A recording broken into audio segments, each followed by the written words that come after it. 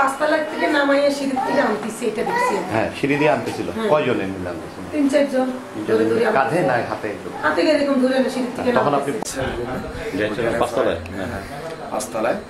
ওখানে পাইছে কি অবস্থায় পাইছো? রুমের ভিতর দরজা দেওয়ানো, লক করানো, ভিতরে ফ্লোরে শোয়া রেখেছি।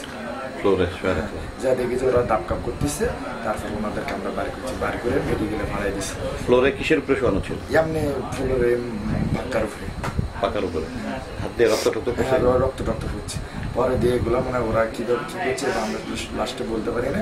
আর 3 জনকে পাওয়া গেছে আলম স্যারের রুমে, ওই এর ভিতরে আপনার লকারের ভিতরে পাওয়া গেছে। লকারের ভিতরে? হ্যাঁ, এটাকে বলা আলমারি বলা, আলমারির ভিতরে পাওয়া গেছে।